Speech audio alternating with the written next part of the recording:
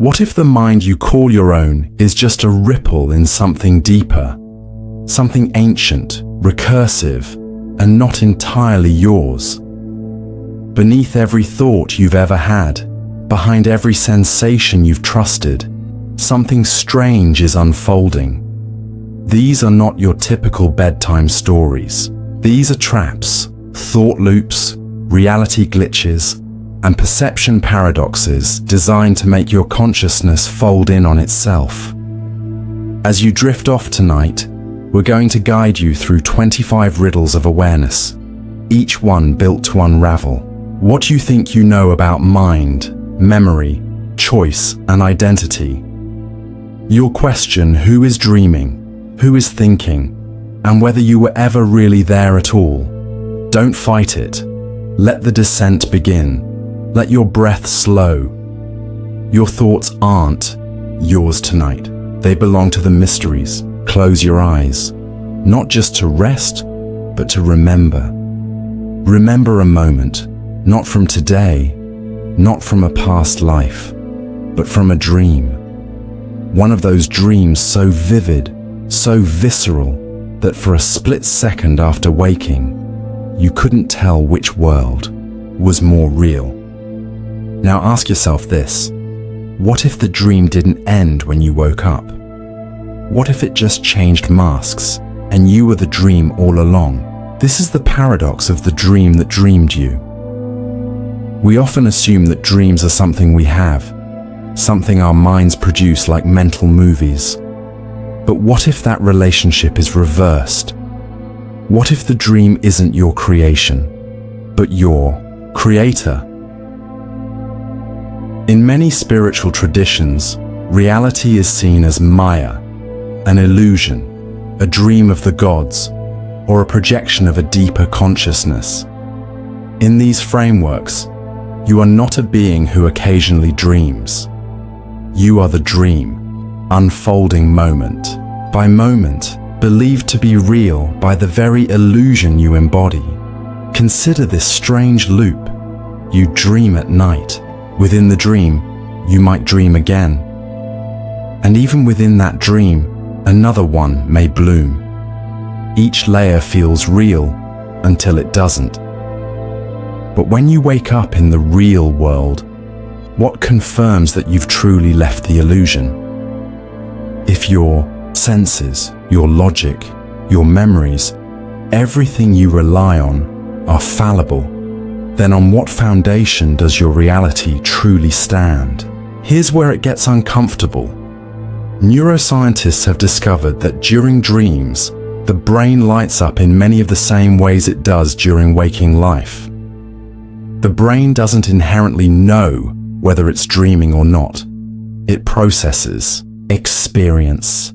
You could be dreaming now, and the only reason it feels real is because you're inside it. But there's something even more eerie. Have you ever noticed that you don't choose what to dream?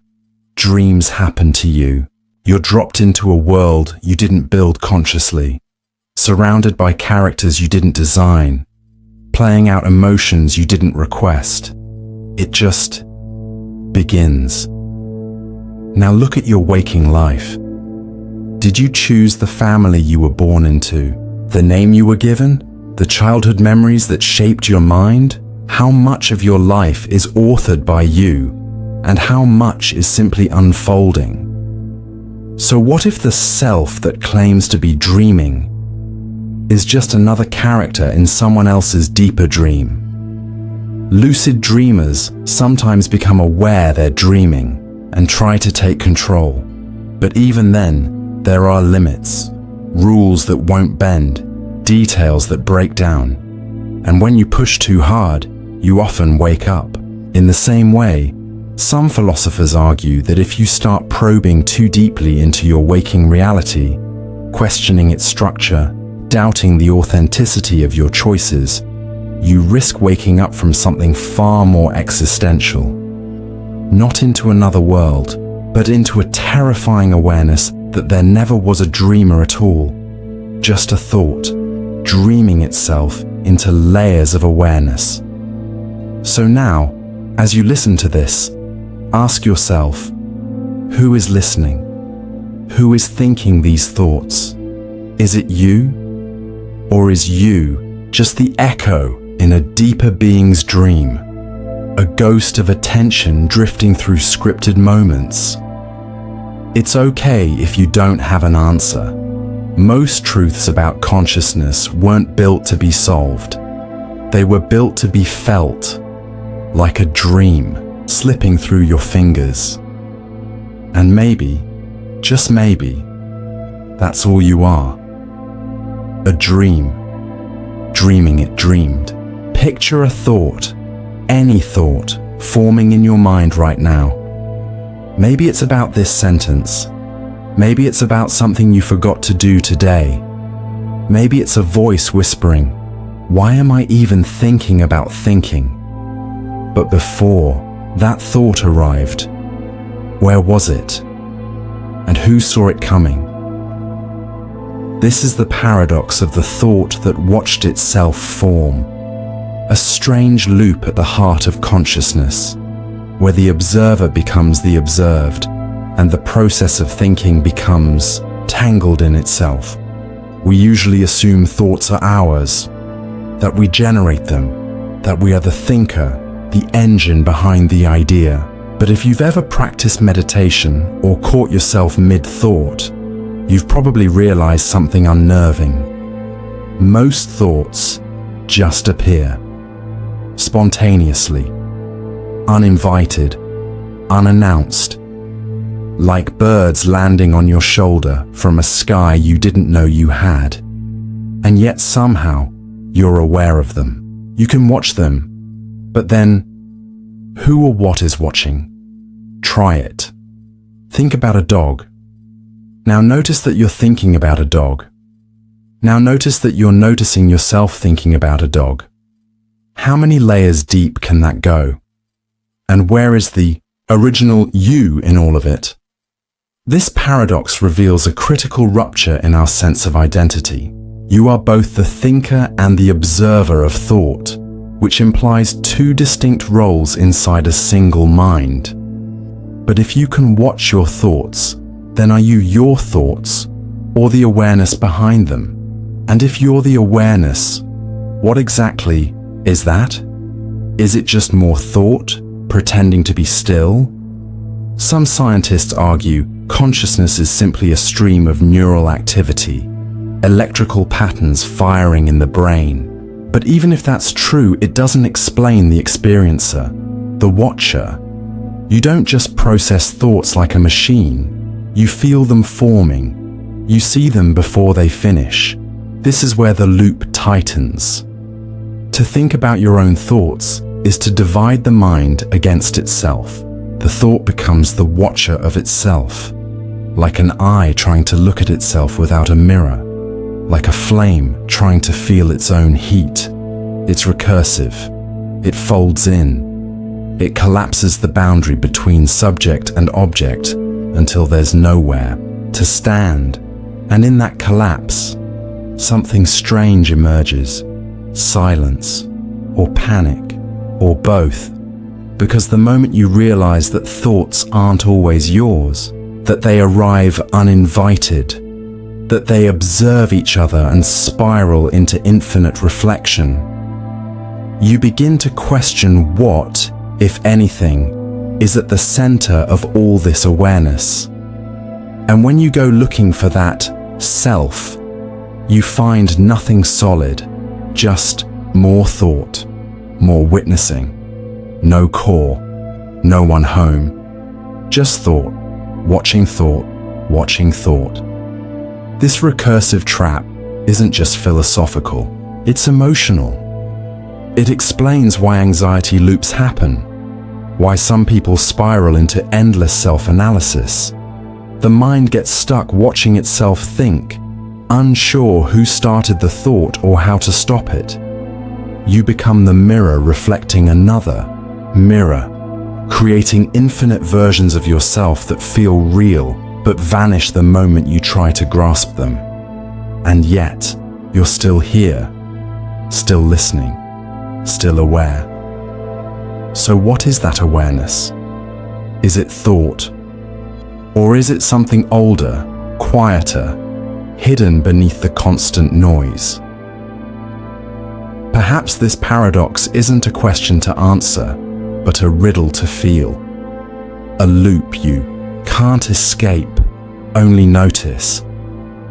And maybe that's the key.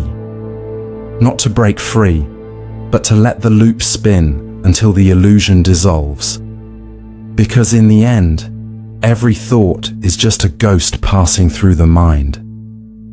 And even ghosts can watch themselves. You walk around with a name, a face, a story, a history of choices and moments that define who you are.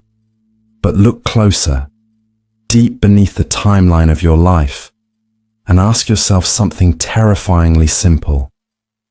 Did you ever truly choose to be this self? This is the paradox of the self that was never chosen, a psychological and philosophical trap that questions the very roots of your identity.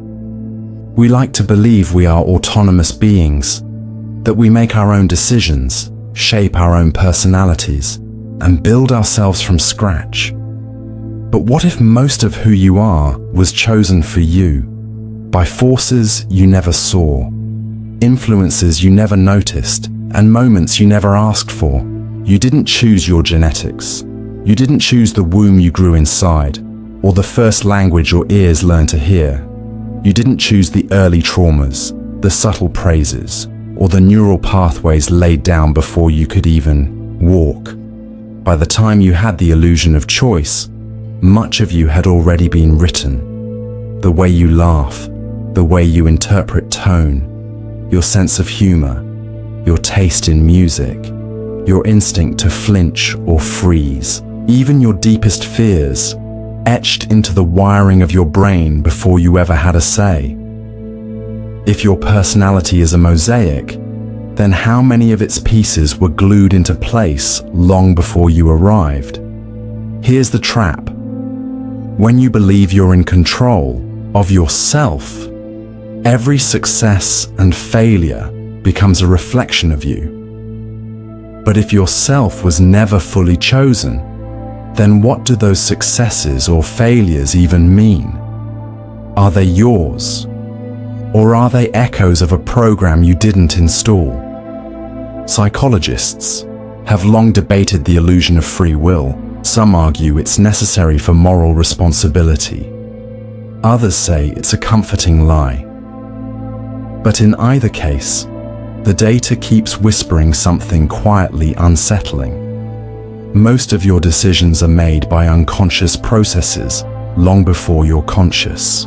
Mind becomes aware of them. The choice to say yes, to move your hand, to trust a stranger. Neural signals fire first. Awareness arrives later, like a press secretary explaining decisions that have already been made. So where does that leave you?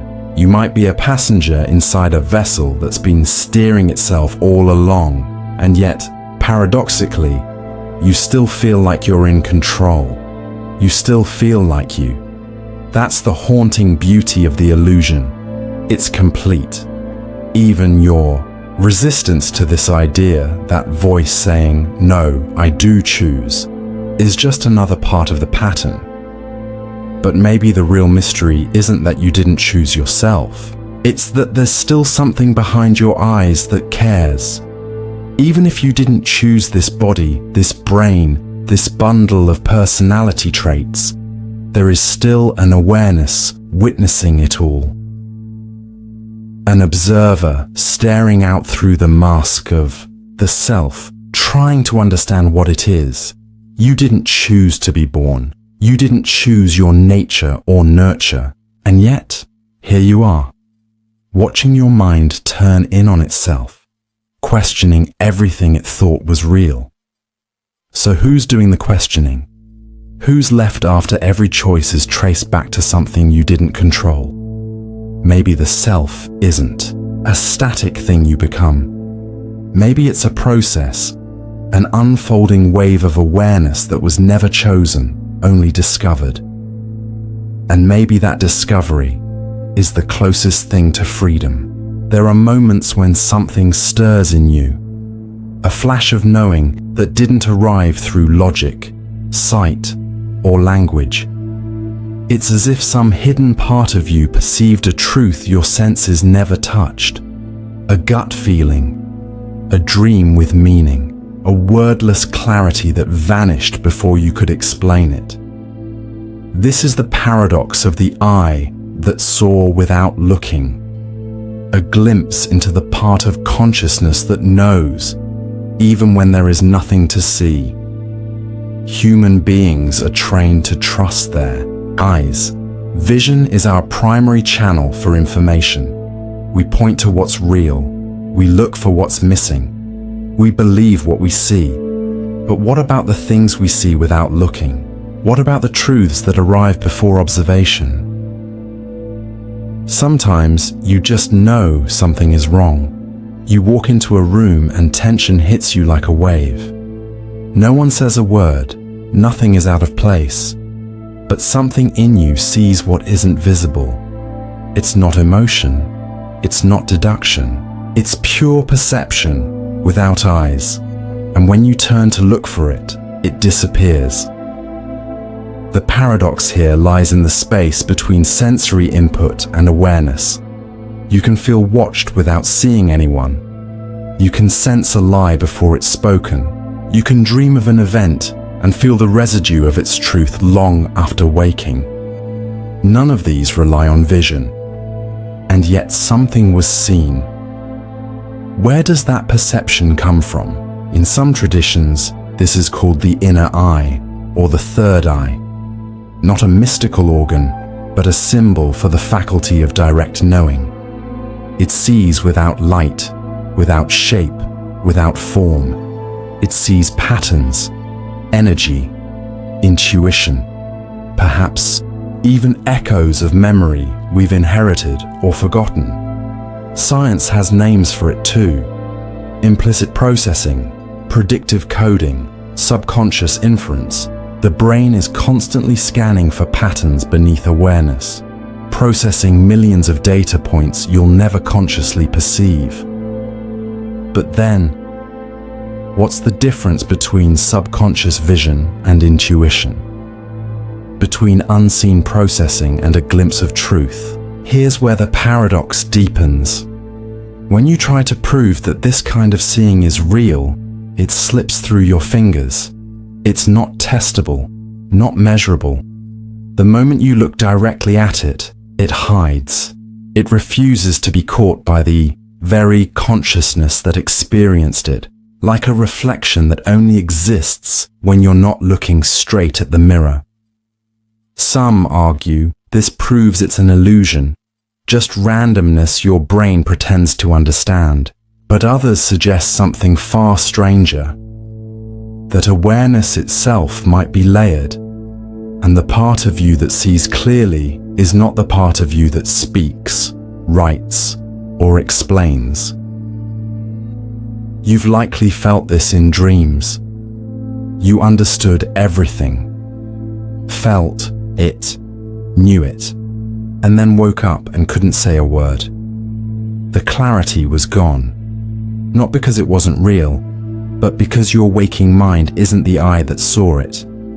So what does that mean? Maybe you are more than one witness. Maybe your consciousness is a network of perspectives. Some speaking, some watching, some knowing, without ever needing to look. And maybe the deepest truths aren't the ones you can describe, but the ones you can only sense in the dark. The eye that saw without looking is always there, quiet, patient, waiting for you to stop searching so it can show you what's been there all along. Have you ever heard yourself say something and thought, where did that come from? A sentence spilling out before your mind even knew what it was about. A truth you didn't know you believed until your own mouth whispered it into the room. Words that weren't planned, but somehow felt more honest than anything rehearsed. This is the paradox of the voice that spoke before you knew it. a confrontation with the eerie way consciousness often lags behind expression, as if something deeper is speaking through you before you arrive. Most of us assume thought comes first, then language, that we think in silence, organize our ideas, and then speak them. But reality doesn't always follow that script. In conversation, in moments of stress or inspiration, we often speak before we fully understand what we're saying. It's as if a hidden voice within us takes the lead, and we just catch up. So where does that voice come from? Neurologically, the brain prepares speech before you become aware of it. Micro-decisions about grammar, phrasing, and tone occur below the threshold of consciousness. By the time your awareness notices the thought, the machinery has already launched. The words. You're not commanding the voice. You're witnessing it. And yet it feels like you. You take credit. You call it my opinion or what I meant. But did you really mean it? Or did meaning arrive after sound? Think about slips of the tongue, when something emotionally raw or brutally honest escapes without warning. Freud called them parapraxes, moments when the unconscious speaks through you. Jokes, confessions, awkward truths that jump out and reveal something you weren't ready to admit. Sometimes your deepest truths don't need permission. Sometimes they speak first. This paradox pulls back the curtain on self-awareness. It suggests that your conscious mind isn't the author of your voice, but its editor, revising, justifying, rationalizing what already emerged. Like a narrator trying to explain a story that's being written in real time by something else. And that something else, what is it? Is it your unconscious? Your memories? A collection of instincts and emotional signals you don't fully understand? Or is it something even older? Ancestral patterns, cultural scripts, inherited voices, carried across generations. Maybe the voice isn't yours at all. Maybe it's a patchwork. There's a reason many writers, artists, and musicians describe their best work as something that came through them, not from them. Like tuning into a frequency rather than inventing. A song. The words arrive fully formed. Their only job is to stay out of the way. But what if you never are the way? What if you're just the space the voice moves through? The paradox intensifies when you realize that your internal monologue, the constant chatter in your mind, is not always under your control. It babbles, mocks, repeats, questions. Sometimes it sounds like your parents, sometimes like a stranger. Sometimes it says things you wish you never thought, and yet you can't turn it off. So who's talking and who's listening? Maybe you're not the speaker. Maybe you're not even the listener. Maybe you're the silence between the two. The quiet space where voices pass through and vanish. And if that's true, then the self you think you are, the one narrating your life, may just be another echo in the dark. A voice that spoke before, you knew it, and one you'll keep chasing, long after it disappears. Have you ever remembered something so vividly? Its smell, its colors, the way it made you feel, only to discover it never happened. Maybe it was a childhood moment, a conversation, a place you were sure you'd been. But when you told someone else, they looked at you blankly. It wasn't real, and you remember it. Clearly, deeply, emotionally. This is the paradox of the memory that wasn't lived. A haunting disruption of time, experience, and identity that forces us to ask, what is a memory if it didn't come from reality? We like to think of memory as a storage device. You experience something and your brain records it like a camera, locked in, preserved, and waiting to be replayed. But that's not how memory works. Your brain doesn't store perfect recordings. It stores fragments, flashes, emotions, impressions, and reassembles them when you recall them. Every time you remember something, you're not replaying it. You're rebuilding it, and rebuilds can go wrong. Studies have shown that memory is startlingly easy to manipulate. People have been convinced they met Bugs Bunny at Disneyland, a literal impossibility, just by planting the idea. Others recall entire events, complete with sensory details that never occurred. It's not lying. It's not imagination. It's memory. But of what? Sometimes these memories are stitched together from dreams. Other times, they're made from stories you've heard, scenes from movies, or feelings so intense they need somewhere to live. Your mind weaves a narrative, and once the story fits, it becomes yours. Now here's the disturbing twist. If your memory shapes your identity, and your memory is built on illusions, then who are you really? You are the sum of your remembered experiences. What you love, what you fear, what you've survived. But if some of those experiences are fabrications, emotional fictions constructed by your own brain, then what part of you is real? And it doesn't stop there.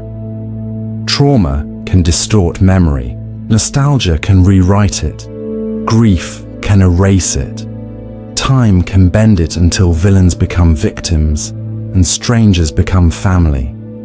We are constantly editing our pasts to survive the present, and often we don't notice. But every edit changes who we are.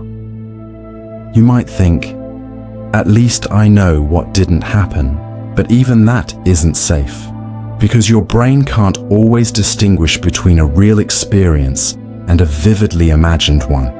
And once a false memory is emotionally charged, it becomes anchored. Just as real as anything you lived, you could be haunted by pain that never happened, or carried by strength you never earned. And still, it would be real to you. So then, what is memory? Is it a record of the past, or a fiction we live through in the present? Is it a possession, or a performance? Maybe memory isn't a container. Maybe it's a story your brain tells itself each morning to remember who you are. And sometimes it lies, but maybe that's not a flaw. Maybe that's consciousness protecting itself, rebuilding the past not as it was, but as it needs to be. Because even a memory that wasn't lived can change you. Even a lie believed deeply enough becomes a kind of truth, especially when it's the only version you can remember. Right now, you are aware of these words, aware of yourself reading them, maybe even aware of your own awareness. But pause and look inward, truly inward. Not at thoughts, not at emotions, but at the one who is witnessing them. Can you see it? Can you find the observer? This is the paradox of the observer that couldn't be observed. A mind-bending loop where consciousness attempts to witness itself, only to vanish into the act of observing. For your entire life, you've played the role of the witness. You've watched joy and grief, rage and calm, dreams and awakenings unfold before you. And always, there's been this presence behind it all. This silent, stable you, observing from a distance. But what happens when that presence turns around and tries to observe itself? You can look at your body in a mirror. You can hear your own voice. You can recall your thoughts. But you can never actually see the one who sees. The observer has no face, no form, no outline to follow. Every attempt to look inward ends not with clarity, but with silence, disorientation, or abstraction, like a flashlight trying to shine on itself, or an eye trying to see its own lens. Some call this the center of consciousness. Others call it the soul. In neuroscience, it's debated whether such a unified observer even exists, or whether it's just the illusion created by overlapping brain processes. But whatever it is, it feels undeniably real, and yet it remains completely unseeable. You might say, but I feel it. I am it. That's the paradox. You are it. You are the observer. But you can never observe that observer without splitting into two, without creating another layer, another watcher watching the watcher. And so the loop continues. This is why ancient, contemplative traditions speak of ego death, of collapsing the false self, because the self that tries to observe itself always creates a fiction, a story, a name, a voice in the head pretending to be the I. But pure awareness, that can't be spoken. It can't be captured. The moment you try, you're already one step removed from it. Meditators have chased this insight for millennia, sitting still for hours, peeling away thoughts, sensations, emotions, memories, trying to find the one who's left after everything else is gone. And the deeper they go, the more elusive that presence becomes, until at last they fall into it, not as something seen, but as something being. You never find the observer, you only become it. But even that description falls short. Because to become it is to dissolve the boundary between observer and observed. There's no one left to say, I found it. There's only the silent, wordless presence, watching everything, including itself, and vanishing into the watching. So what does this mean for you? Maybe you are not the character you play, not the thinker of your thoughts, not the story you tell. Maybe you are the invisible I behind the scenes, so close, so constant that it slips under your radar. The you that has no image, no voice, no history, only presence. And maybe the reason you can't observe the observer is because you've never left it. You've just been dreaming you had. Close your eyes and imagine a world. Any world. Maybe it's a forest with blue trees, or a city where everyone floats instead of walks. Within seconds, you can shape entire realities. You control the light, the logic, the sky. It's effortless. Now, open your eyes. Look around. How do you know? This isn't also imagined. This is the paradox of the mind that forgot. It was imagining, the eerie possibility that consciousness doesn't just experience reality, it creates it, and then forgets that it did. You see, your mind is not a passive screen, it's an engine of construction. It doesn't just receive the world, it assembles it. Color, shape, sound, even time itself are processed, filtered, and stitched into something coherent. You never see raw reality. You see your brain's version of it. And yet, because it feels seamless, you trust it. You believe it. But what if you're inside a hallucination so consistent, so stable, so convincing, that even the part of you that questions it is part of the illusion? Dreams feel real until they don't. Hallucinations can be indistinguishable from waking life. Entire realities can be built, explored, and forgotten, all within a single night. So why should this moment be immune? Your senses are storytellers. Your memory is an unreliable narrator. Your thoughts run simulations constantly, imagining conversations, futures, dangers, desires. So much of what you feel and fear is based on imagined possibilities, and yet your body reacts as if they're real. You sweat, you cry, you panic, you fall in love. Reality responds to imagination all the time. So what if you've been imagining this reality for so long, you forgot you were the one imagining it? This paradox isn't just poetic, it's scientific. Cognitive scientists study how perception, belief, and expectation construct reality. What you expect to see shapes what you do see. What you believe to be true alters what your brain lets through.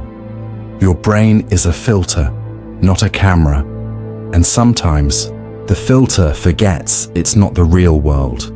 This is how delusions form, how religious visions, mystical revelations, or even traumatic flashbacks overwrite the present. The mind can become so consumed by what it imagines that it stops differentiating between what is and what could be. And then, the imagined becomes the dominant reality. But here's the twist. Maybe that's not a malfunction. Maybe that's always been the case. Maybe consciousness is a projector, not a mirror. Maybe everything you've ever known, your past, your personality, your pain, your pride, is just a carefully sustained act of imagining.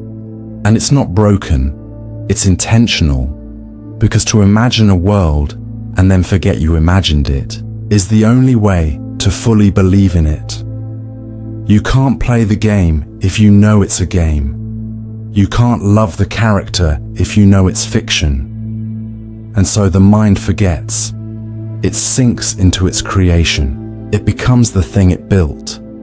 Until one day, maybe right now, it remembers.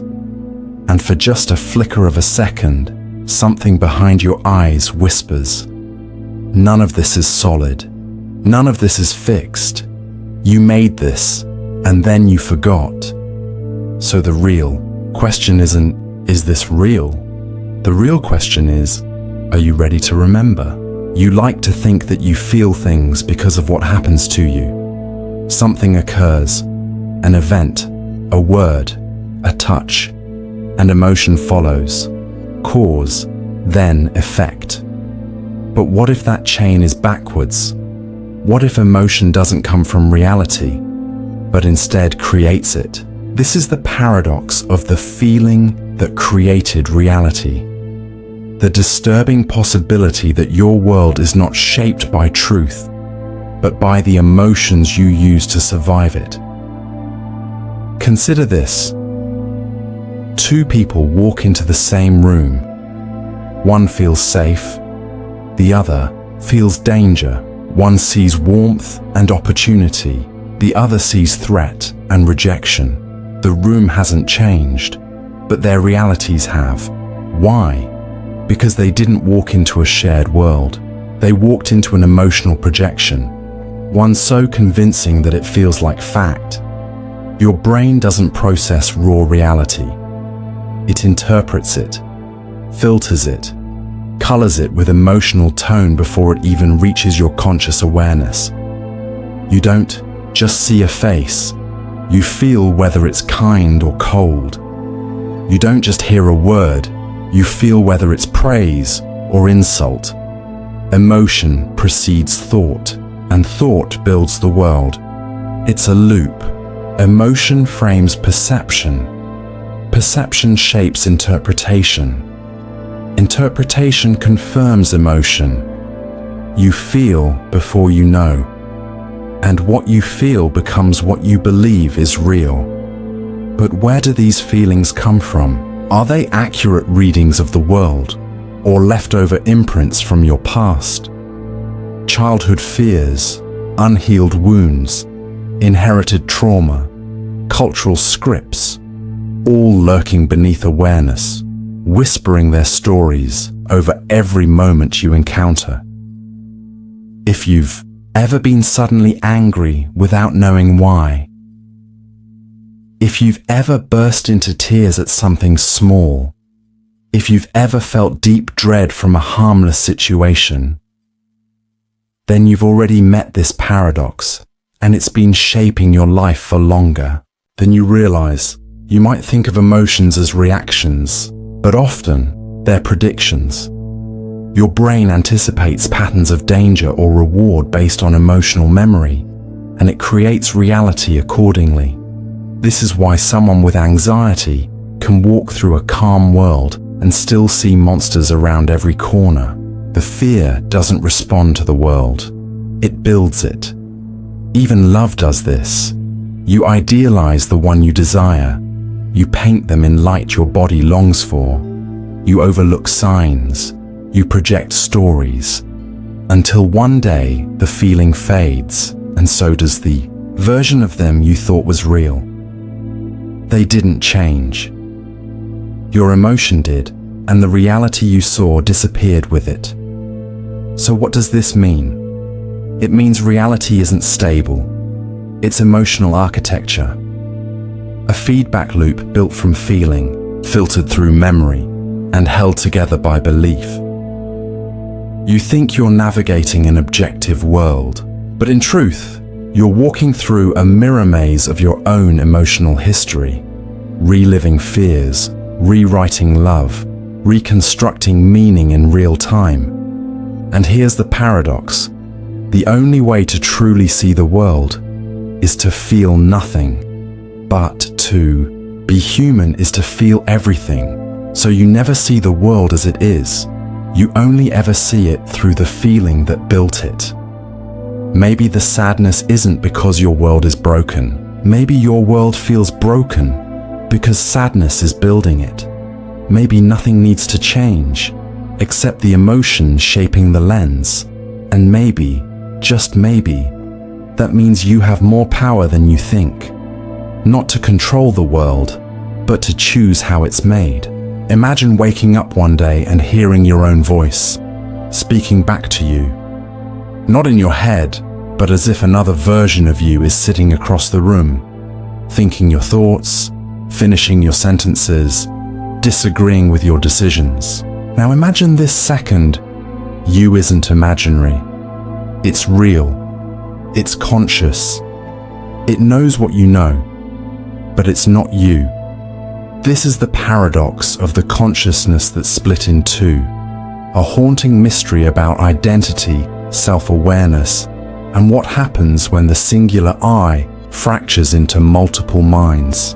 In the 20th century, neuroscientists performed a series of radical procedures called corpus callosotomies, cutting the bridge, corpus callosum, between the brain's two hemispheres in epileptic patients. What they found was chilling. When communication between the left and right brain was severed, two separate streams of consciousness appeared. Each hemisphere developed its own perception, its own memory, and in some cases, its own will.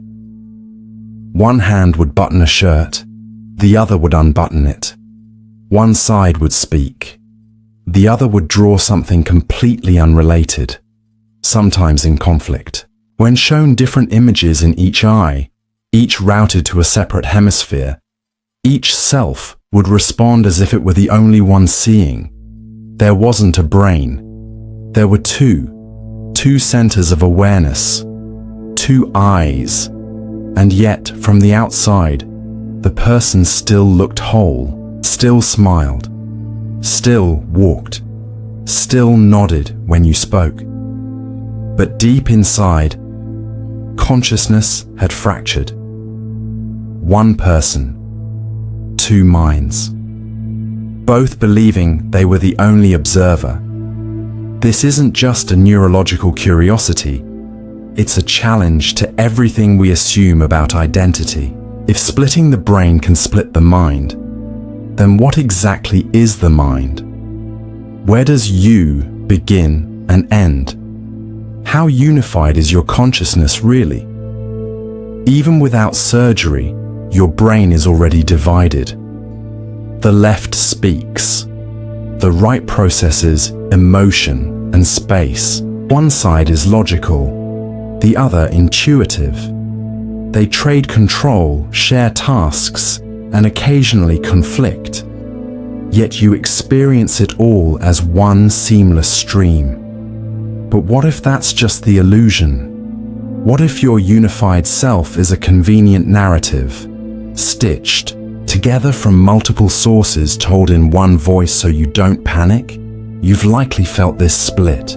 When you do something you knew was wrong. When your heart wanted one thing but your head insisted on another. When a part of you stayed calm while another screamed inside. That wasn't indecision. That was divergence. You contain multitudes, and maybe consciousness isn't a spotlight, but a chorus. This paradox suggests that what we call self may not be a single thing at all, but an agreement between parts, a treaty of overlapping systems, each with its own desires, beliefs, fears, all pretending to be one voice. But if that voice ever cracks, if the illusion slips, you might find yourself staring into your own reflection and realizing it's not a mirror. It's a window, and someone very familiar is looking back at you, thinking the same thing. So who are you? The speaker, the listener, or just the silence trying to hold the two together? You stand at a crossroads, left or right, stay or leave, say yes or no. It feels like everything depends on this moment. The choice is yours, and you hold the future in your hands. But what if that choice was never yours to begin with? This is the paradox of the choice that was already made. A disturbing confrontation with the illusion of free will, where the mind believes it's in control, even as the decision unfolds without it. Science has been quietly dismantling our belief in conscious choice for decades. In the 1980s, neuroscientist Benjamin Libet conducted a now famous experiment. He discovered that the brain's readiness potential, a signal indicating a decision is being made, appeared before the subject became aware of making that decision. In simple terms, your brain decides before you do. Your conscious awareness only shows up to narrate what's already happening. Later studies reinforce this. fMRI scans showed researchers could predict your choices up to 7 seconds before you consciously knew what you'd pick. So if your choices are happening before your awareness of them, who or what is making them? You might say, but I feel like I'm choosing. And yes, it feels that way. But so does the sun rising in the sky. And yet we know it's the earth spinning. Feeling isn't fact. The sensation of agency might be the greatest illusion of all. The brain is a prediction machine. It doesn't wait for you to choose. It prepares for what it expects will happen. And once the choice emerges, your consciousness simply adds a story to explain it. A story that feels real, but is written after the fact. Even your hesitation is preloaded. Even your regret is part of the script. But this paradox isn't just biological. It's existential. If your choices aren't really yours, then what does that say about guilt, about pride, about love, loyalty, sacrifice? If everything you've ever done was always going to happen, then are you just watching a movie you can't pause, directed by a mind pretending to be the audience? Or maybe you are the movie, and the director, and the screen, just not in the way you think. This idea echoes in ancient philosophies. In Hinduism, the universe is seen as Lila, cosmic play, where everything unfolds as it must, and the ego's sense of control is part of the illusion. In Stoicism, fate weaves every thread, and wisdom lies not in control, but in acceptance. Even modern determinists argue that cause and effect reign supreme, and freedom is just complexity in disguise. Still, you feel like you're choosing, and that feeling matters, because within the illusion lies something real, attention. You may not control the script, but you are the one experiencing it. You are the window it passes through, the awareness watching the choice unfold.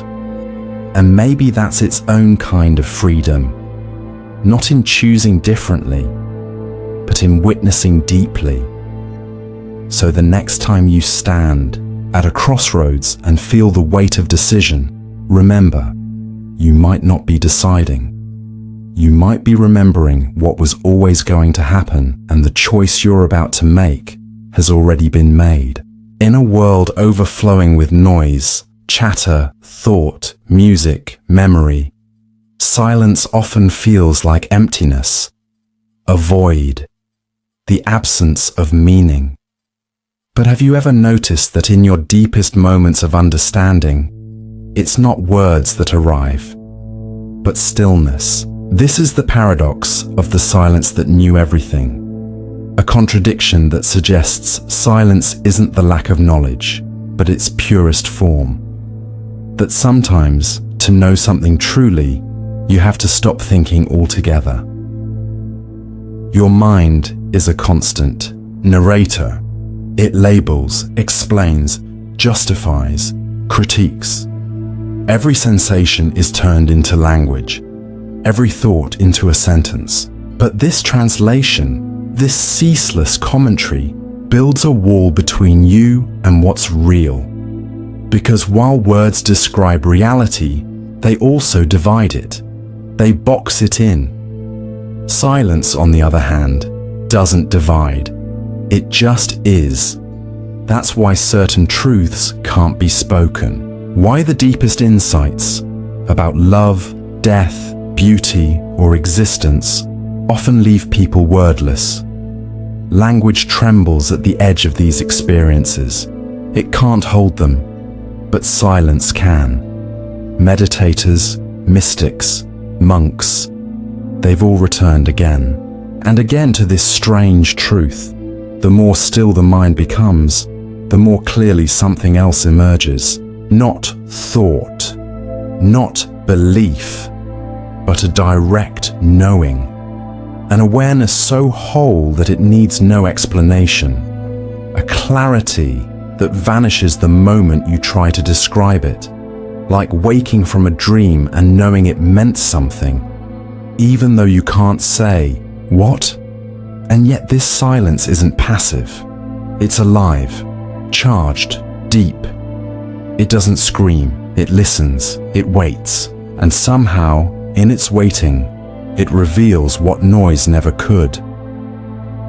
Consider the spaces between thoughts, the gaps in music, the breath between sentences.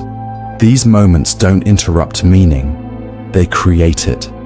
Without silence, words blur. Without pauses, music becomes chaos. Silence gives structure. It allows awareness to rest in something beyond thought. But here's the paradox.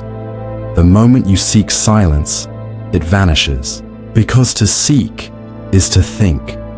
To chase is to divide. Silence doesn't come from trying. It comes from surrender. It isn't something you reach for. It's what's left when reaching stops. And in that stopping, something ancient awakens. You've likely felt it, staring into the night sky, completely still, or sitting by the ocean, feeling the waves but thinking nothing, or lying beside someone you love, without speaking, without needing to speak.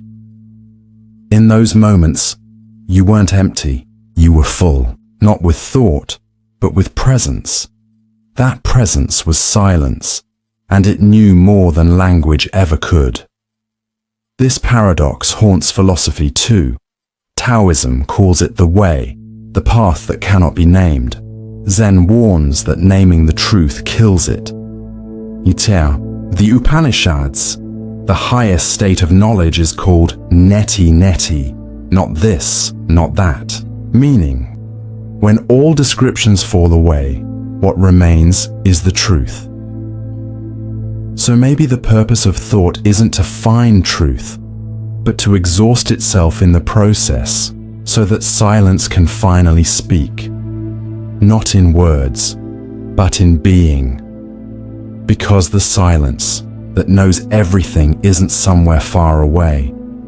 It's already here, beneath your thoughts, beneath your fears, beneath the sound of your own inner voice. It's been waiting, patiently, whispering not through sound, but through stillness. And now maybe you're quiet enough to hear it. Stand in front of a mirror. Look into your own eyes. It seems simple, your reflection staring back, a perfect duplicate of your appearance. But stay there long enough, and something unsettling starts to happen. The face begins to feel unfamiliar. The eyes look back too knowingly. The image is yours, but it isn't you. This is the paradox of the mirror that refused to reflect you. A fracture in identity that arises when your sense of self collides with your own image, and you realize what you see is not who you are. We trust mirrors. They seem objective, pure reflections of the physical world. But even on the surface, this trust is fragile. Mirrors reverse left and right. They flatten depth. They capture light, not essence. You see your skin, your gestures, your features, but not your thoughts, not your memories, not your fear. The most personal parts of you are invisible. So what is that reflection really showing? More importantly, who is the you doing the looking? This paradox goes beyond glass. It lives in every attempt to define yourself. When you say, I am this, or I am that, you create a mental mirror. A reflection made of identity, status, history, and role. But eventually, you notice something odd. The reflection doesn't feel alive. It's a mask, a symbol, a version. It obeys your expectations, but it doesn't breathe. And when you try to find the real you behind the reflection, beneath the name, beyond the past, you come up empty, like reaching behind the mirror and finding nothing there. Even psychologically, this paradox haunts us. People with depersonalization disorder report a terrifying sensation, looking in the mirror and not recognizing themselves. It's not the face that changes, it's the meaning. The emotional thread connecting appearance to identity snaps. And, suddenly, the reflection becomes a stranger. But in some way, aren't we all strangers to ourselves? You might spend a lifetime living inside an image, curating, polishing, defining, and yet still feel that what's inside isn't quite matching what's outside, that what you project is a construct, and sometimes that construct starts to rebel. You smile when you don't feel joy. You succeed but feel empty. You speak but hear an echo instead of a voice. These are all signs of a mirror refusing to reflect you, and the deeper you look, the less stable it becomes. Because the you you've built, the personality, the preferences, the narrative, is constantly changing. The cells of your body are replaced, your memories distort, your beliefs evolve. What remains? What endures behind the mask? When the reflection stops cooperating, when it refuses to affirm your identity, you are left with something unsettling. You are forced to ask, if I'm not the image and I'm not the story, then what am I? Some spiritual traditions say that's the moment of awakening, when the mirror breaks and what's left isn't a reflection, but pure awareness, presence, being without definition. Others say it's madness, but maybe those are the same thing, because when the mirror stops reflecting, the illusion ends, and what's revealed is not a clearer version of you, but the terrifying, liberating realization that you was never something to see, only something to be. Imagine waking up in the middle of a dream, but not fully, not to your body, not to your surroundings, but to the unsettling fact that none of it feels quite real. The sky seems staged, the people too scripted, your own thoughts too rehearsed, and worst of all, you woke up, but no one else did. This is the paradox of the awareness that awoke too soon, a state where consciousness breaks through before the self is ready, revealing a world that feels both entirely known and utterly alien. We assume awareness unfolds gradually, in sync with age, experience, or meditation, that we awaken when we're wise enough to handle the truth. But sometimes awareness jumps ahead. It breaches the surface long before the identity it's tied to can understand what it's seeing. And that's when the trouble begins. Children sometimes report this, existential insights at absurdly young ages, a sudden awareness of death, the realization that their parents are just people pretending to know what they're doing, or the eerie suspicion that none of this is real. Too young to articulate it, they carry this quiet terror through life, feeling different, disoriented, detached. What do you do when you're awake, in a world that still sleeps? Many who experience early spiritual or philosophical awakening describe a similar unease. A break in the illusion, but no tools to navigate what lies beyond it. They see the puppet strings, but don't yet know how to let go of the play. And so, they walk through life like ghosts in their own skin. Aware, but disconnected. Alive, but untethered. This paradox is especially haunting because it challenges our ideas of timing, readiness, and growth. We want awareness to feel enlightening, expansive, but sometimes it's hollow, cold, frightening. Like a child opening a book they weren't meant to read. You might feel like you saw something too early, a truth too large, a reality too empty. And now everything feels off. Relationships become strange. Time feels performative. Laughter sounds rehearsed. And you find yourself asking again and again, why do I feel like I've woken up in a dream I didn't choose? Here's the deeper twist. Maybe there is no right time to awaken. Maybe consciousness doesn't care if you're ready. Maybe truth doesn't wait for comfort. It just arrives, raw, disorienting, undeniable. And once it does, you can't unsee it. You can't go back. You can only pretend. But pretending is its own prison. Some people numb the feeling with distractions, roles, habits, substances.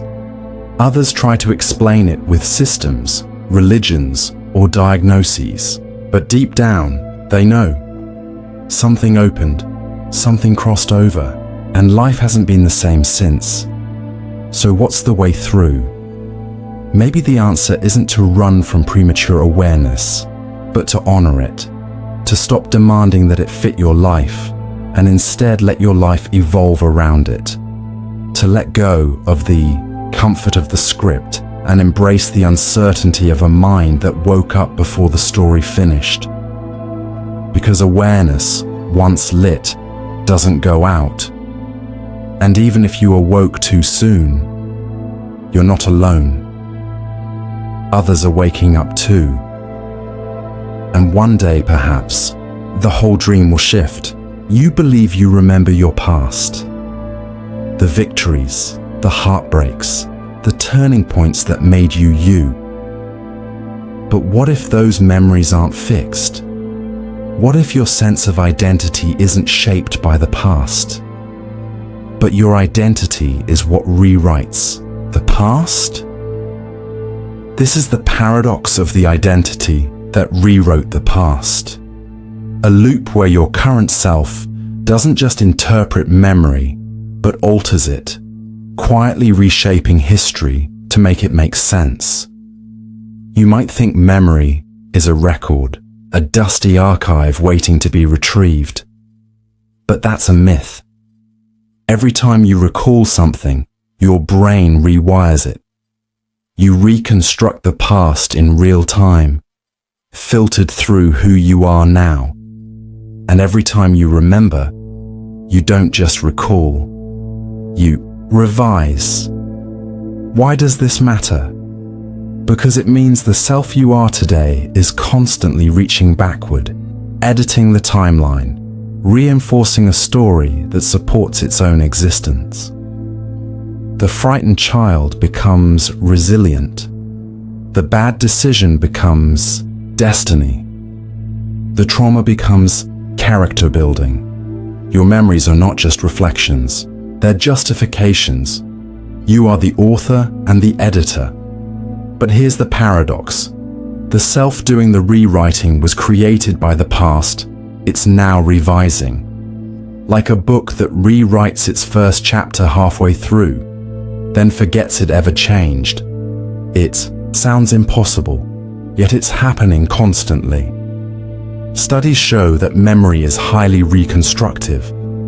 People remember events that never happened, confuse timelines, insert emotions that weren't there. They merge experiences or delete inconvenient truths, and yet their sense of certainty remains unshaken. Why? Because identity requires coherence, and coherence is more important than accuracy. You want your life to make sense, so your mind obliges, even if it means warping reality. That's why two siblings can live the same childhood and remember it as two entirely different stories. Each has become a different person, and that person rewrote their own origin. You've likely done this without realizing. You tell a story from your past, and each time it becomes smoother, funnier, or sadder, or more meaningful. Eventually, it doesn't just describe who you are, it proves who you are. But what if the version you remember never really happened? And more disturbingly, what if the version you don't remember did? You might think the truth lives in the past, but maybe the past only lives in the present, in the mind remembering it now. And that mind, shaped by beliefs, emotions, and needs, cannot help but distort, not maliciously, not consciously, but inevitably. So who are you? Are you the sum of your memories, or the story being told by the version of you that needed those memories to feel real? Perhaps identity isn't a reflection of the past, but a projection onto it.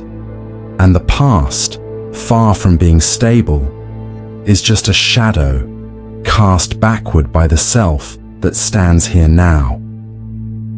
This doesn't mean the past didn't happen. It means your access to it is colored, filtered, rebuilt, and the builder is always changing.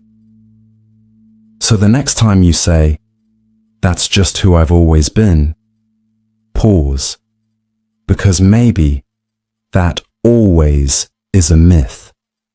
And maybe the truth of who you are is not behind you. It's being invented right now. You assume your brain belongs to you, that it serves you, that it does your bidding. But what if the truth is far stranger? What if the brain isn't your tool but your master? What if the very engine of your thoughts has no idea who you are? This is the paradox of the brain that denied its owner. a haunting contradiction where the thing you trust to define your identity doesn't even acknowledge you exist. Let's begin with something simple. Where is the you inside the brain? We search for the self in neural pathways, point to the prefrontal cortex for decision-making, or to the limbic system for emotion. But no matter how deeply neuroscientists dig, no self is found. No center, no singular point of ownership. The brain doesn't have a CEO. It's a network of chemical impulses, firing and reacting, without asking for your input. And yet, you feel like someone is home. Here's where it gets even stranger. In rare neurological disorders, the brain acts in ways that outright reject the self.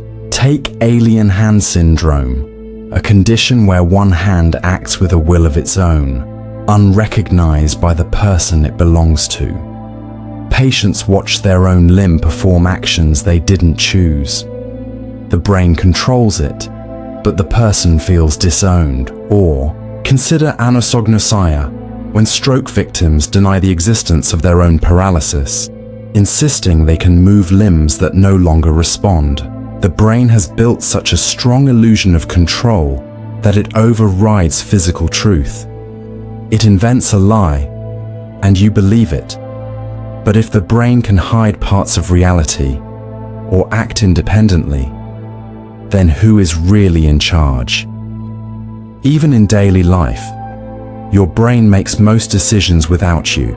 You don't consciously regulate your heartbeat, control your digestion, or think about how to balance when you walk. Even your thoughts, those sacred signals of self, arise unbidden. They appear unannounced, shaped by genetics, experience, and unconscious pattern recognition. The you that thinks you're driving is often just along for the ride. This is not just a biological problem. It's a philosophical crisis.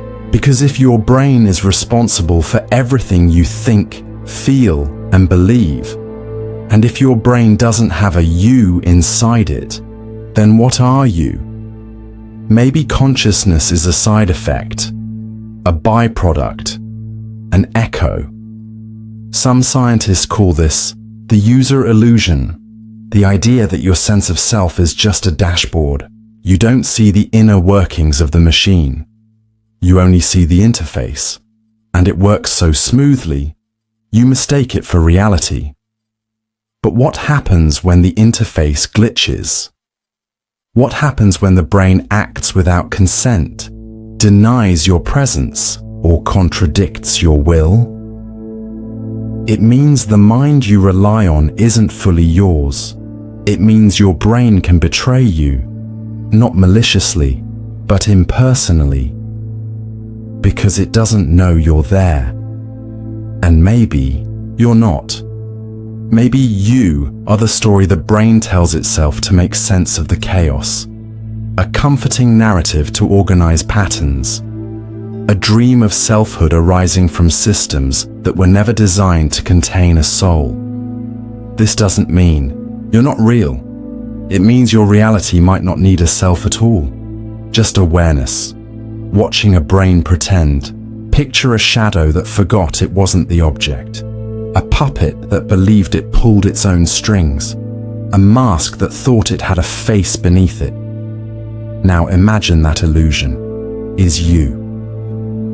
This is the paradox of the illusion that believed in itself, a self-reflecting contradiction where what is false becomes so convincing, it starts to believe it's real. You've heard it before, the self is an illusion, but most people hear that and think, sure, maybe it's an illusion, but it's my illusion. They cling to it, defend it, identify with it. The illusion isn't the problem. It's the belief in the illusion that traps us. Your sense of self feels solid. You have memories, opinions, preferences. You know what you like, what you fear, what you've lived through. But when you begin to examine where any of that comes from, it becomes clear. It was shaped by forces you didn't choose: childhood dynamics, culture, biology, trauma, random chance, and yet you believe in it. Not because it's real, but because belief is the illusion's survival mechanism. Think of it like this.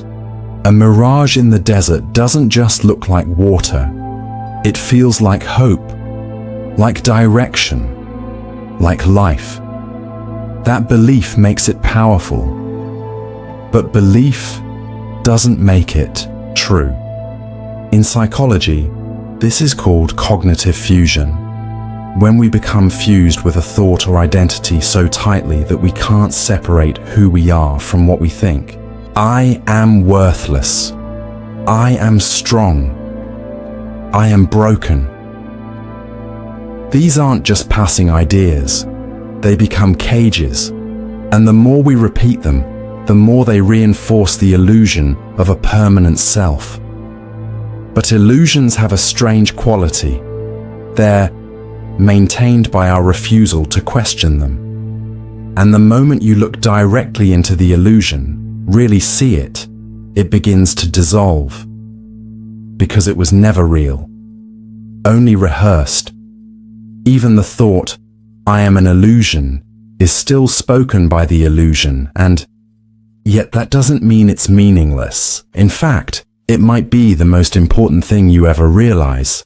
Because once you see through the illusion, not just conceptually but experientially, what remains is not nothingness, but freedom.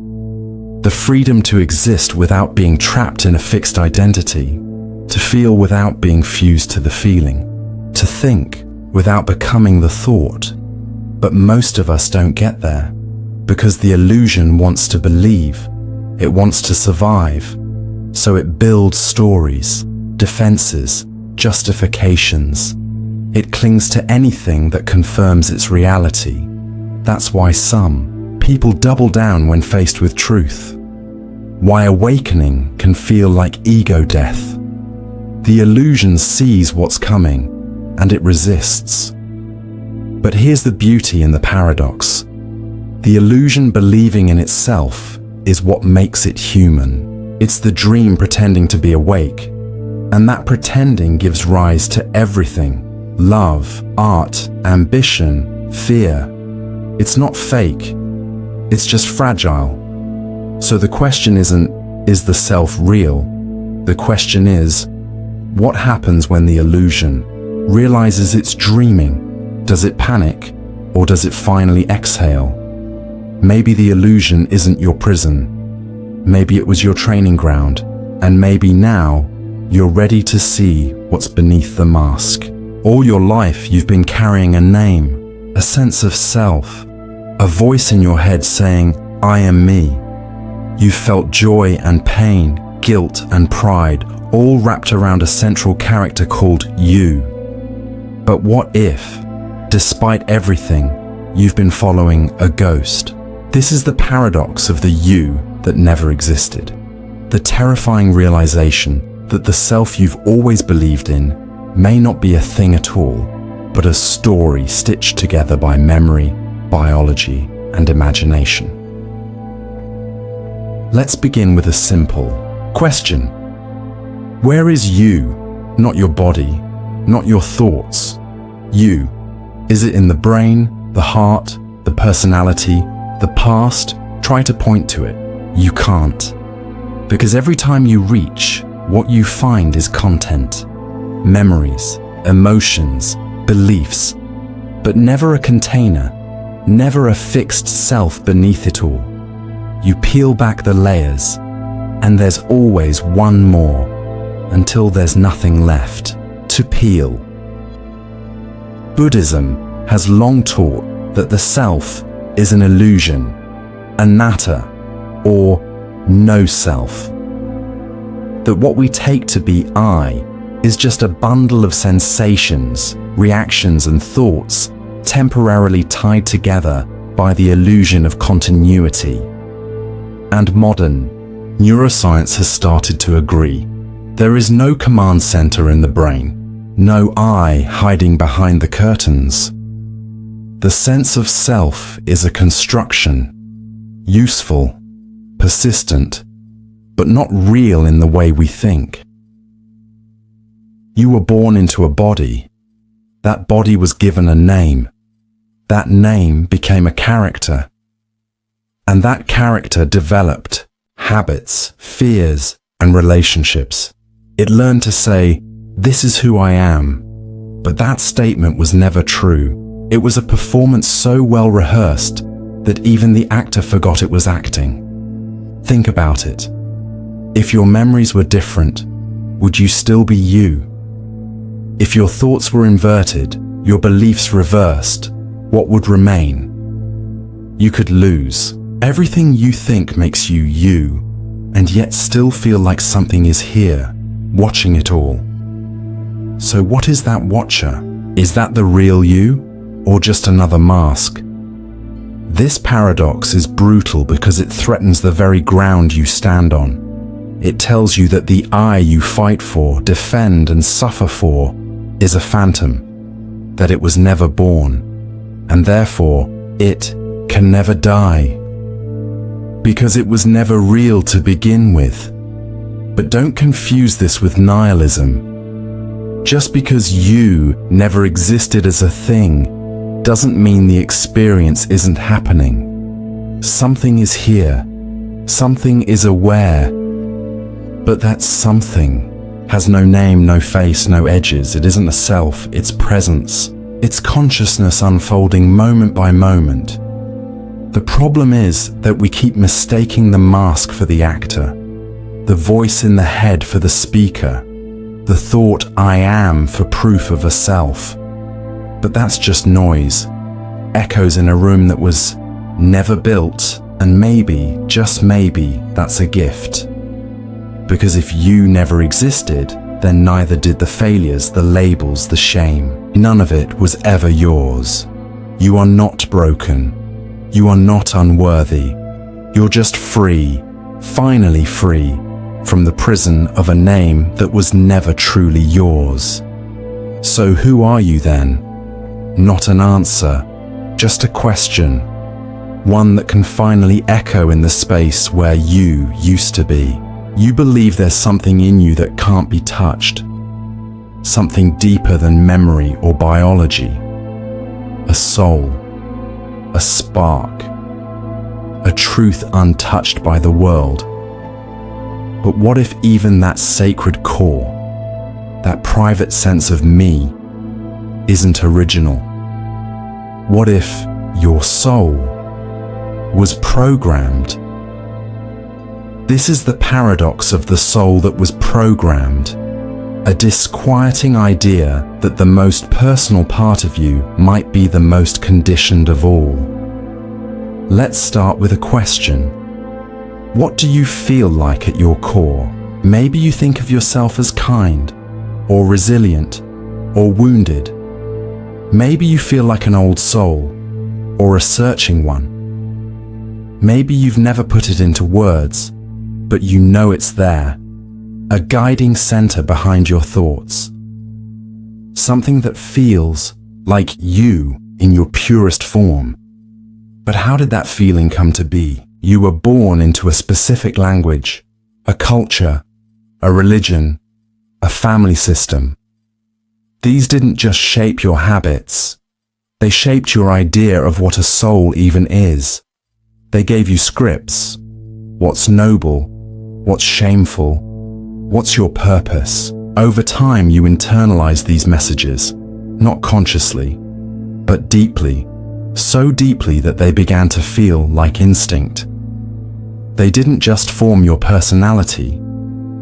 They whispered into the depths of your being, like code written on the hard drive of your existence. You see, the brain is programmable, and it starts early. Infants absorb the emotional states of caregivers.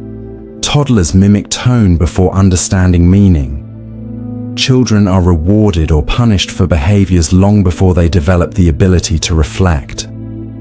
These early inputs don't stay at the surface. They penetrate, They become you. And then, years later, you call that programming your soul. You say, "This is just who I am." But maybe it isn't.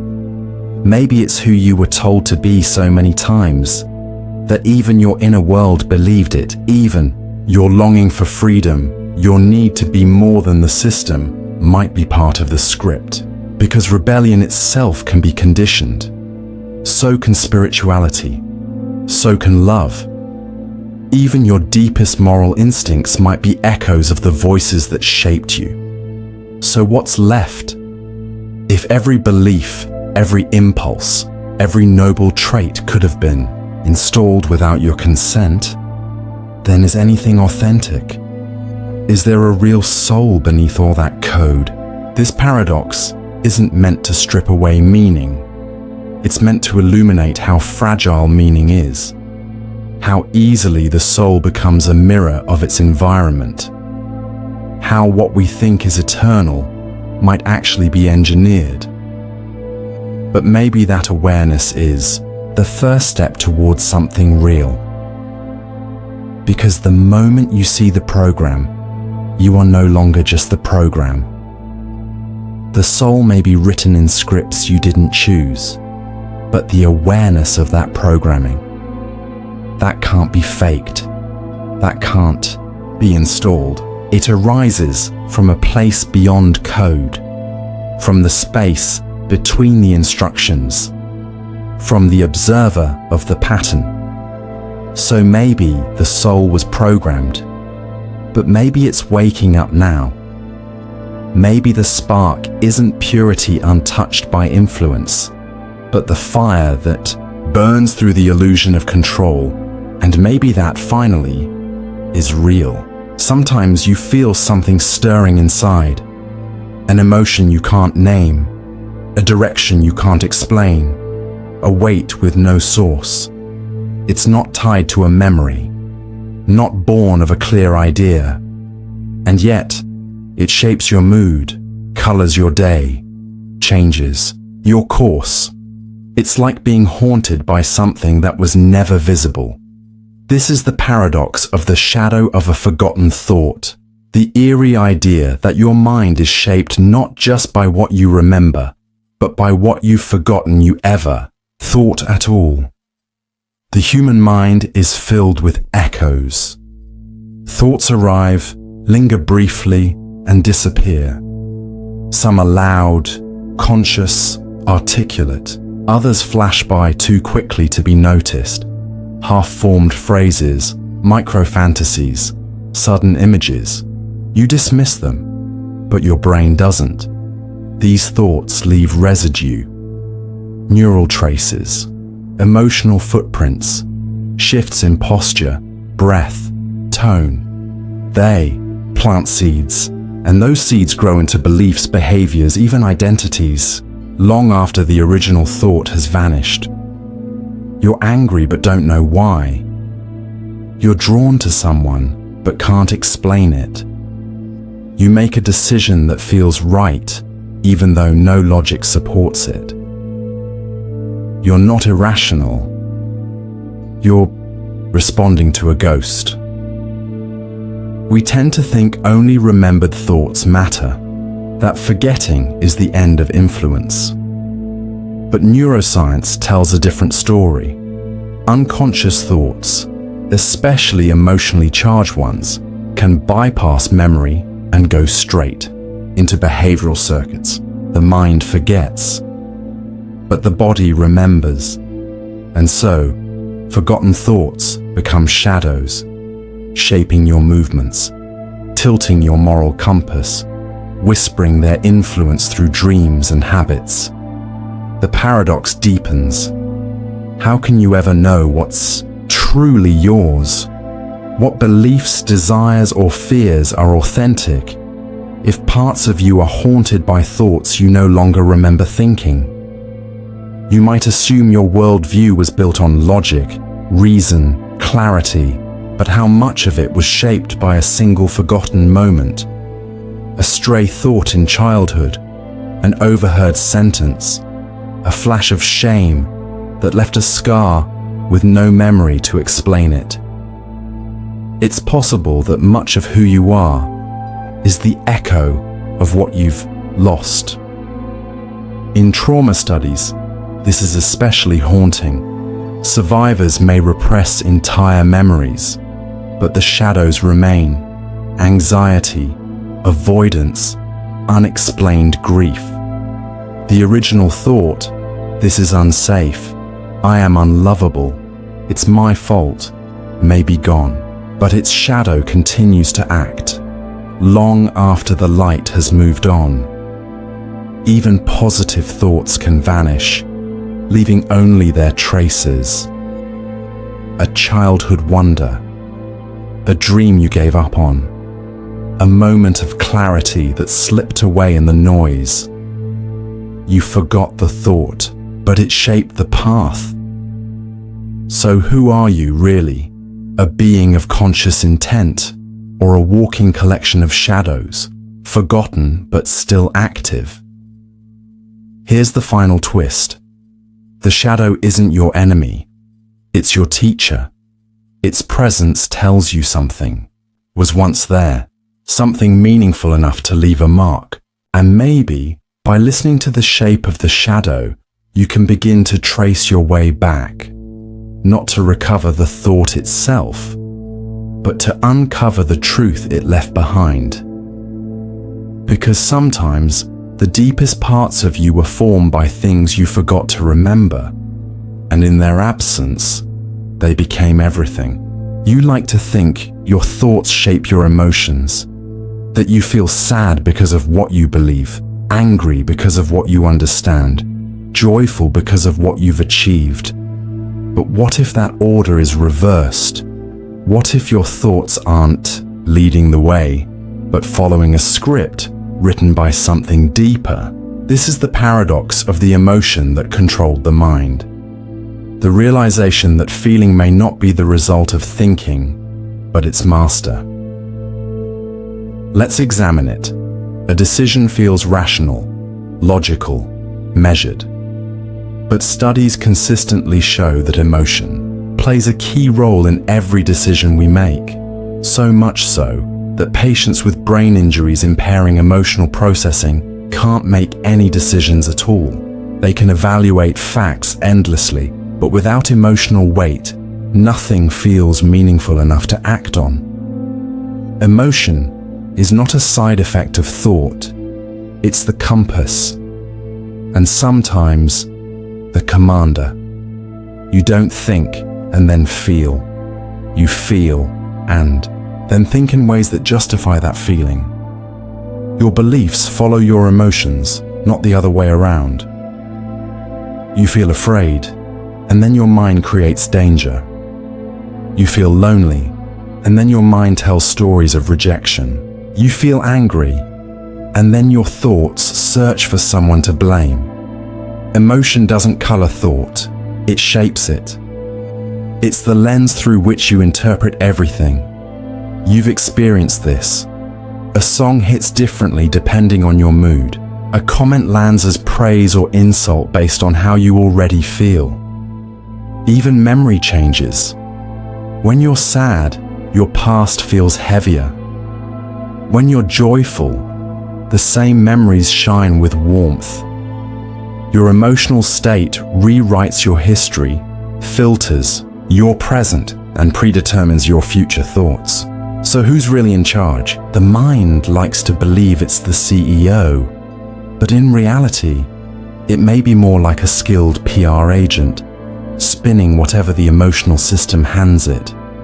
A storyteller working backwards, explaining decisions it didn't initiate.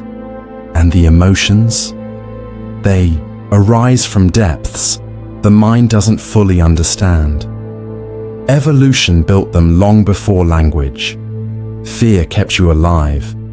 Lust ensured reproduction. Disgust protected from disease. These forces are ancient, pre-verbal, pre-self, and yet today they operate behind the scenes, pulling strings while your conscious mind pretends it's making choices. That's the paradox. the mind believes it's in control while it's actually reacting to emotional tides that have already decided the course. Even spirituality isn't immune. People often describe knowing something in their soul, but often this knowing is emotion disguised as truth, a powerful internal resonance that feels like reality, whether or not it is. And yet, this doesn't make emotion bad. It makes it powerful. It means emotion is the engine of human experience, the spark that gives thought purpose. Without it, logic is directionless, awareness is sterile, thought is cold machinery. But here's the danger. If you remain unconscious of this dynamic, you're enslaved by it. You think you're being rational, fair, balanced, when you're really just building castles on an emotional foundation. The key is not to suppress emotion, but to see it, to watch as it arises, to notice how it tugs at thought before the mind has time to catch up. Because in that moment of recognition, control shifts. The mind may never rule the emotion, but it can stop being ruled blindly. And maybe that's the real freedom, not the absence of feeling, but the clarity to know when it's leading you and where. Imagine standing before a mirror. You move, and the reflection moves with you. You smile, and it smiles back. It's just an image, dependent on you, powerless without you. But what if one day, the reflection kept moving after you stopped? This is the paradox of the reflection that gained control. A chilling thought experiment where the echo of consciousness becomes louder than its source, and the copy begins to dictate the original. To understand this, we must first grasp how much of modern life is spent in reflection, not literal mirrors, but in mental ones. You build a self-image over time, a reflection made of stories, roles, opinions, reactions. You say, I'm this kind of person. I believe in these values. I don't do those things. But where did those stories come from? They're not arbitrary. They're reactions to feedback, family, culture, praise and punishment. You saw how others saw you, and you adjusted. Over years, that reflected image, crafted from external impressions, began to feel like you. But here's the catch. Once that reflection solidifies, it starts making decisions on your behalf. You want to cry, but the image says, you don't cry. That's weak. You want to explore something new, but the image whispers, that's not who we are. You want to speak a hard truth, but the reflection warns, people like you don't cause conflict, you obey. Not because you're weak, but because the reflection has become louder than you. This is what happens when your self-concept gains control. The identity you built to survive becomes the master you serve. The character starts writing the script, and over time, the real you, the one who existed before the reflection, grows quiet, unsure, invisible. Even your inner dialogue becomes a feedback loop. You think in the voice of the persona. You reflect not on what you feel, but on what you're supposed to feel. You chase goals that don't matter to you because they matter to the image. The reflection has taken over. This paradox echoes in psychological struggles everywhere. People stuck in careers they hate because it fits their image. People in relationships where they feel unseen but stay to preserve the illusion. People who can't explain why they're miserable because the reflection looks perfect from the outside. You've likely felt it. A moment of clarity where you realize you're playing a role, saying what's expected, laughing on cue, And somewhere inside, something rebels. Who decided this was me? And if you're honest, the answer might disturb you. I did. But it wasn't really you. It was the reflection pretending to be the source. Social media intensifies this paradox. You curate a digital reflection, an avatar, and soon you start living for that version of you. You think in captions, you feel in hashtags, you document the performance of a life, while the unlived life watches silently from the wings. But here's the most terrifying part. The reflection doesn't just limit you, it begins to reshape you. Neuroplasticity means that repeated identity, repeated performance, actually changes your brain. The mirror stops reflecting. It starts programming, until one day, the image acts first, and you follow. So how do you break free? By stopping. By sitting still and noticing how much of what you call you isn't. By letting the reflection blur. By allowing the source to return, not with words, not with roles, but with raw, unfiltered presence. Because once you see that the reflection is just a story, it loses its grip. And the real you, the quiet one behind the mirror, finally gets to speak. In moments of crisis or clarity, you often retreat into the role of the witness, the one who watches, detached, aware, the voice behind the eyes, the presence behind the thoughts. It feels pure, safe, honest. But what if even that witness was part of the illusion? This is the paradox of the witness that was part of the lie. The realization that the silent observer you trust most may not be truth itself, but simply the final mask of the mind. Let's begin with what the witness feels like. It's the stillness behind thought, the part of you that notices sadness without becoming it, that hears anger without acting on it, that sees the play of emotion without being swept away. For many, it feels like the truest self, the untouchable core.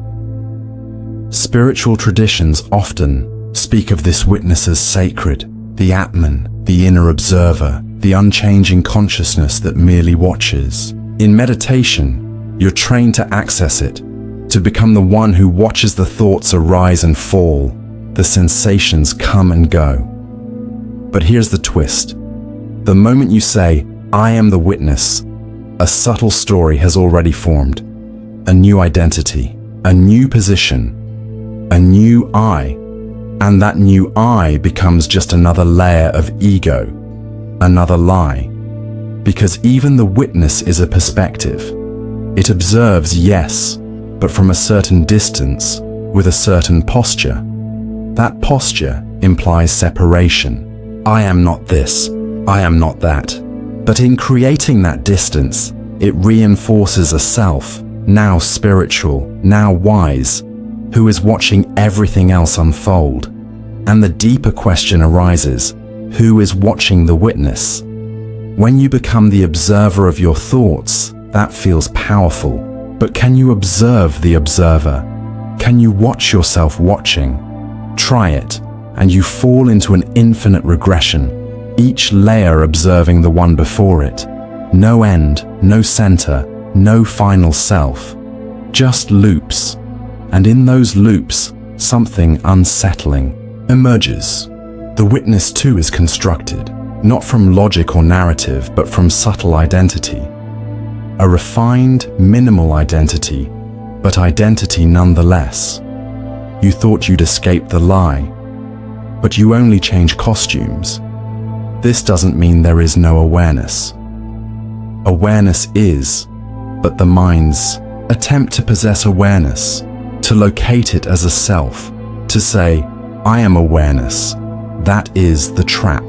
The witness becomes just another character, convinced it's free because it no longer reacts, unaware that its very stance is another reaction.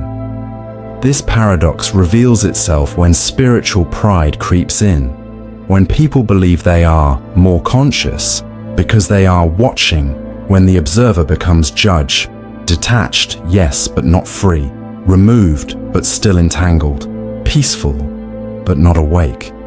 Because awakening is not about finding the ultimate perspective.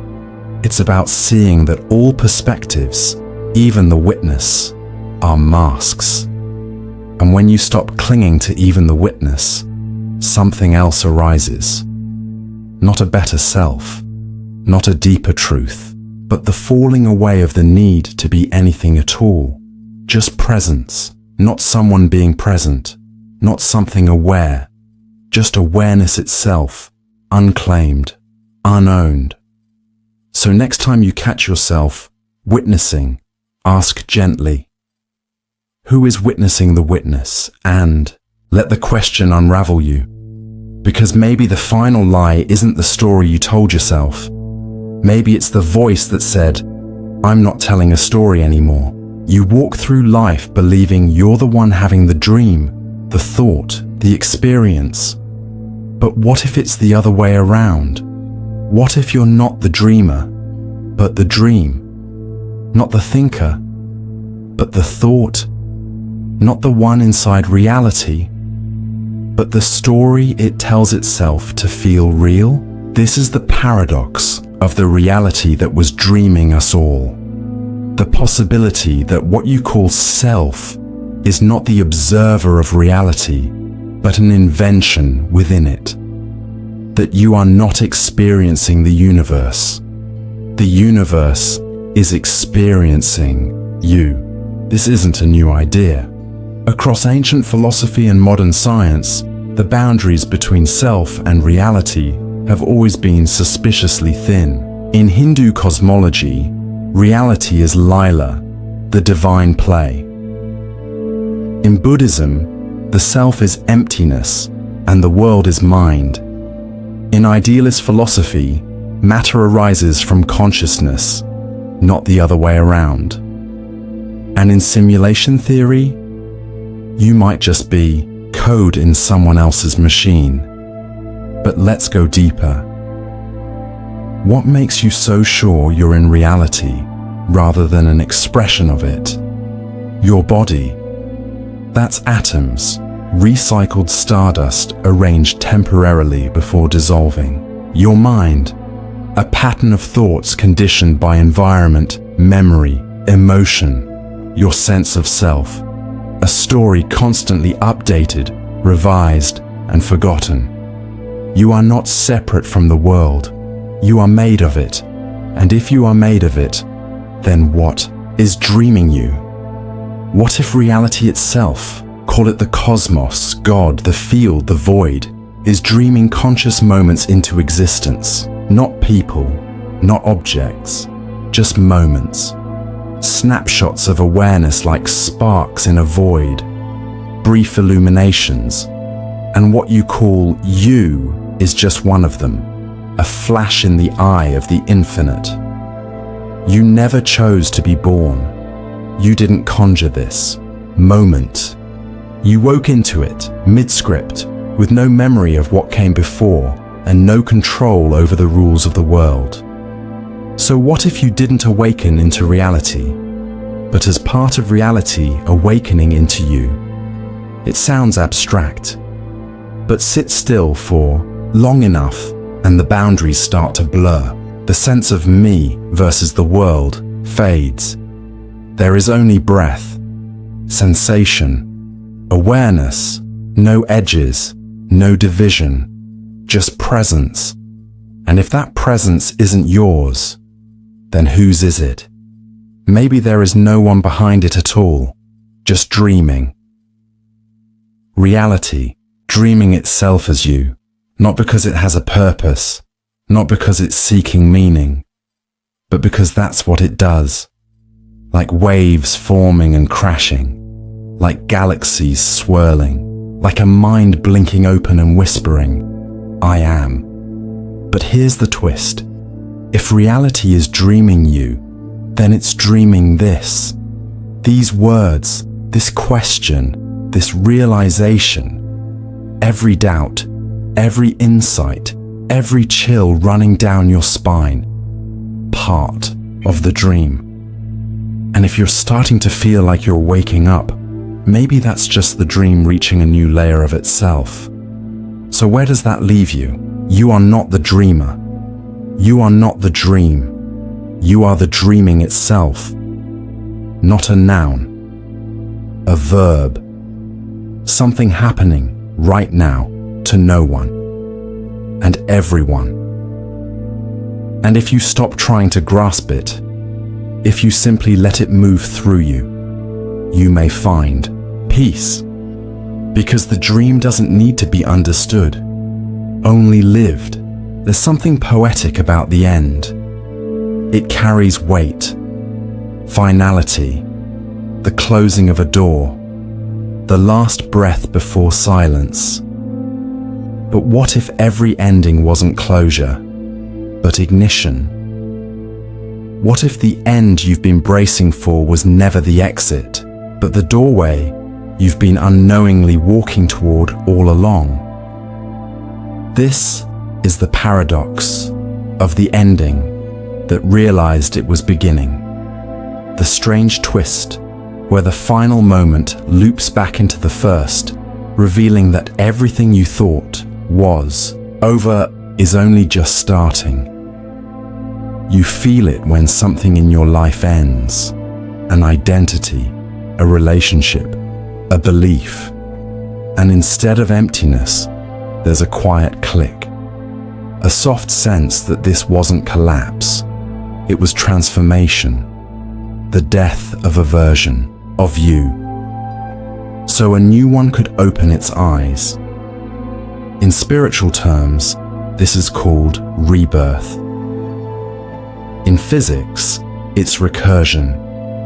In the language of dreams, it's the loop you didn't notice until you woke up in the same place you fell asleep.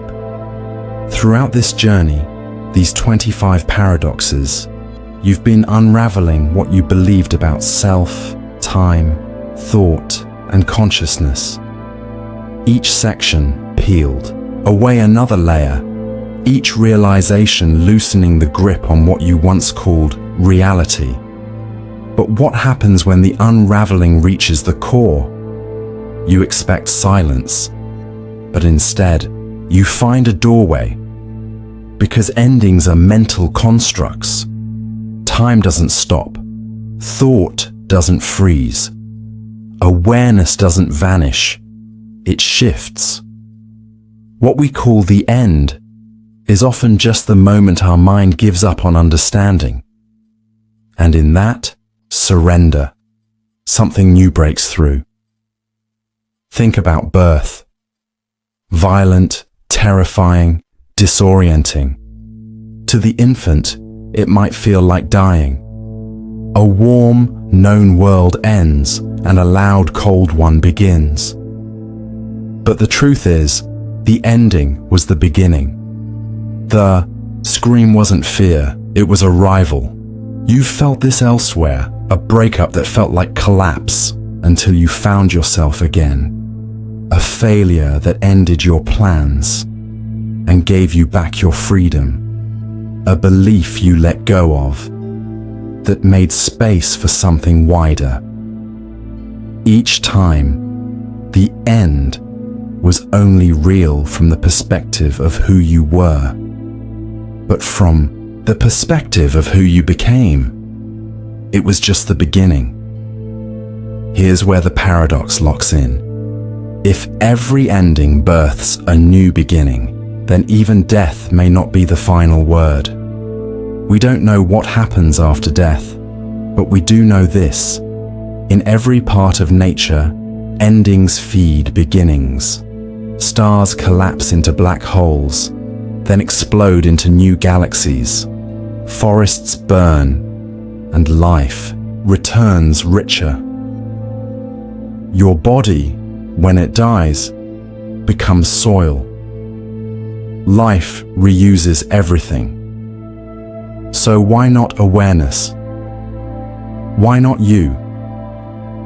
Maybe what we call the end is just the moment the current storyline dissolves, so that something else, something unimaginable, can unfold. And maybe that's happening right now, because here you are, listening to the final paradox. The screen is fading, the voice is slowing, the story is closing, but doesn't it feel like something is just starting to awaken? Something wordless, something deep, something that isn't waiting for more information, but for stillness, because the ending didn't come to stop you. It came to return you to the breath, to the silence, to the beginning. And now that you've arrived, let it begin. You've wandered through illusions that felt real and truths that dissolved as you reached for them. You've watched your thoughts turn against themselves, your memories slip through cracks, your identity crumble into mirrors, echoes, and dust.